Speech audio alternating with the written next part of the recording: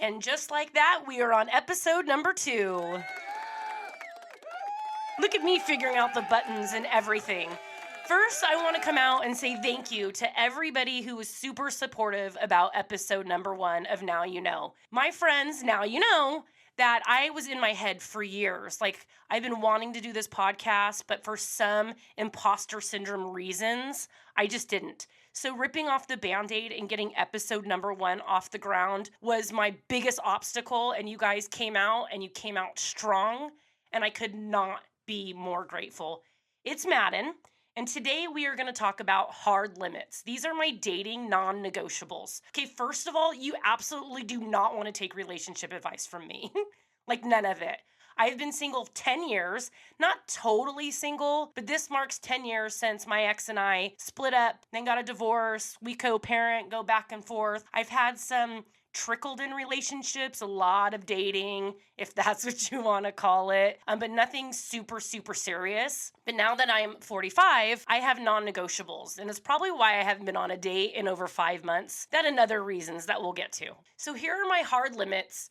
Knowing things that I will not do is just as powerful as knowing exactly what I want. My type is, my girlfriend calls big game hunters. I like to call them exotic bird collectors. You know, the men who find something unique out in the wild just to cage it. They love me until they hate me. So I give off that "you're so different" energy. And then later it turns into, why can't you just chill and relax and shut up? Like, they're drawn to my independence and my confidence and my energy. And those are all the things they end up trying to tame later. And that's just not who I am. I like my space. I'm going to be loud. I'm going to be a lot. I'm going to be too much. But you know what I'm never going to be? Boring. And they know that from the beginning. And they're like, oh, I got this. I could tame it. No, you can't. I know the right guy's going to come along and I'm going to give him everything. It just hasn't happened to me yet. And that piece costs way too much just to hand it out to someone who hasn't healed their own mess and they don't know what they want, or they just want to control things, because that's just not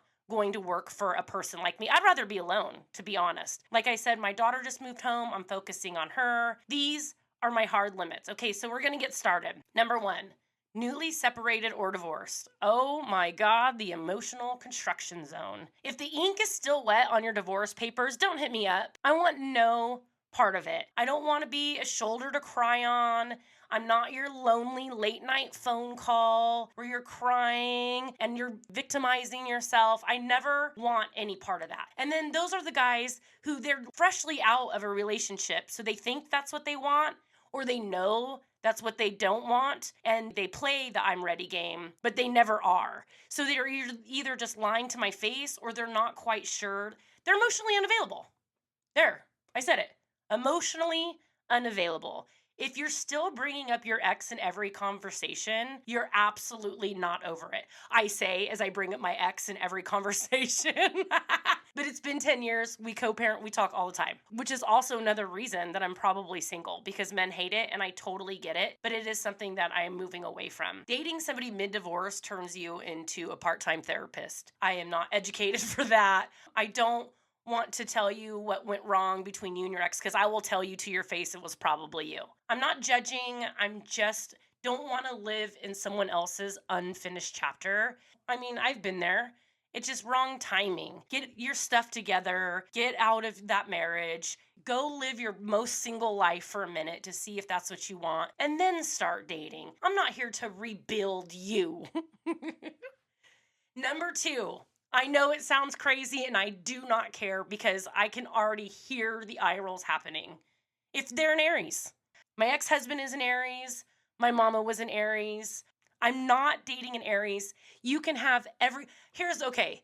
I met a guy on TikTok reached out to me. I did a cute little video about running in front of contractors to get a date. So this super hot contractor writes me. Everything I could ask for in a dude. Oh, I was attracted to him. He was a grill guy, outdoorsy, funny, literally could not be more my type. The more he spoke, the more I knew I was getting an Aries. I knew it. They're confident, a little chaotic. They always play the victim. They're pretty funny, successful. And then there's loads of women in their comments. That's an Aries for you, right? So this guy was totally my type. He makes a comment about his ex-wife, his baby mama. That is totally something that I could hear coming out of my ex-husband's mouth. And I knew it. So I asked him, I go, hey, are you an Aries?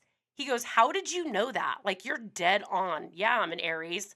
And I ghosted him. Ghosty Madden came out strong. Bye. I want no part of that. It's a reminder from the universe that patterns repeat and I have to stop entertaining them. No, Aries, you could be the greatest man alive as soon as you tell me an Aries. I know it's crazy.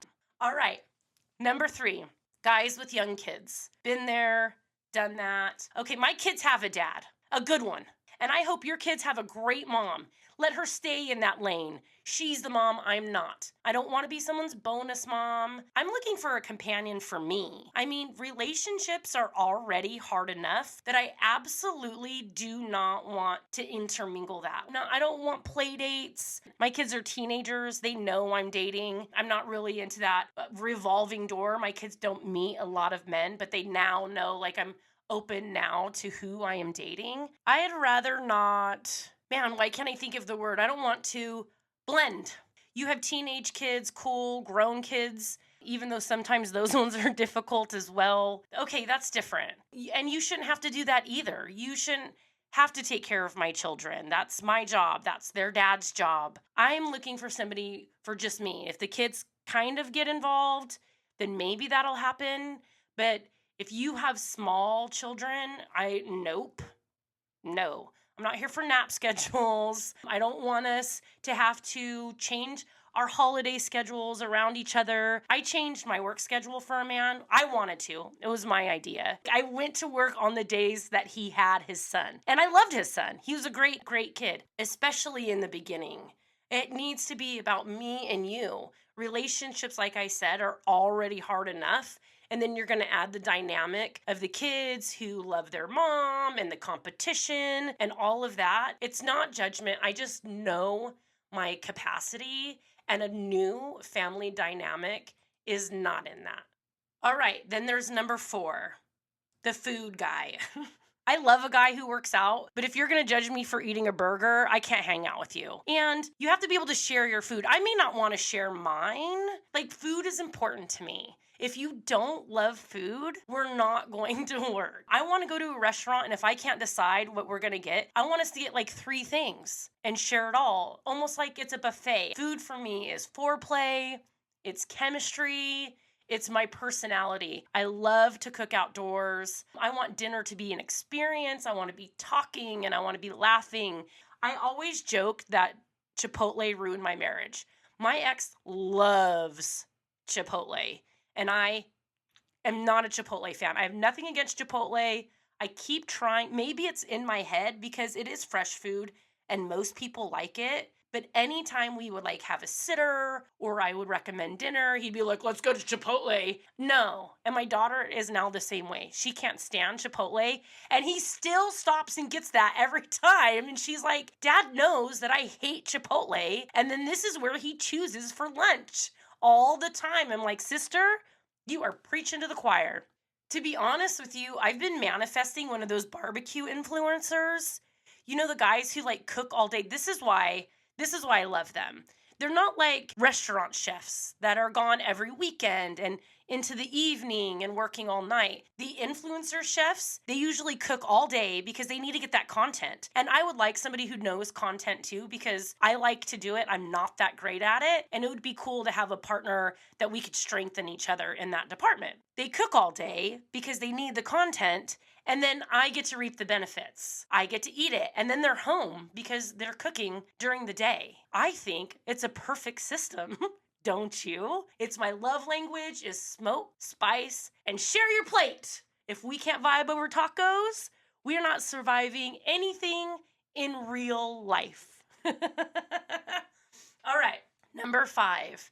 Here is where I become the biggest hypocrite. There's a lot of other spots in my life where I'm a hypocrite, but here's where I'm the biggest one. If they're close with their ex. If you've been following along, my ex lives in Nevada, and the kids lived with him for a couple of years. My daughter's back home with me, but I live in California. So I would go back and forth and back and forth. I was in Vegas all the time, and I would stay at my ex-husband's house. And everybody in their head thinks it's cool, but it absolutely is the number one reason men did not want to date me. And I don't blame them. I wouldn't like it either. Like, we're going to concerts together, sometimes without the kids. We're going on hikes together, all my kids' soccer games and choir. Like, we were always together. If I was the woman dating a man who was constantly hanging out with his ex-wife on a personal level, I would hate it.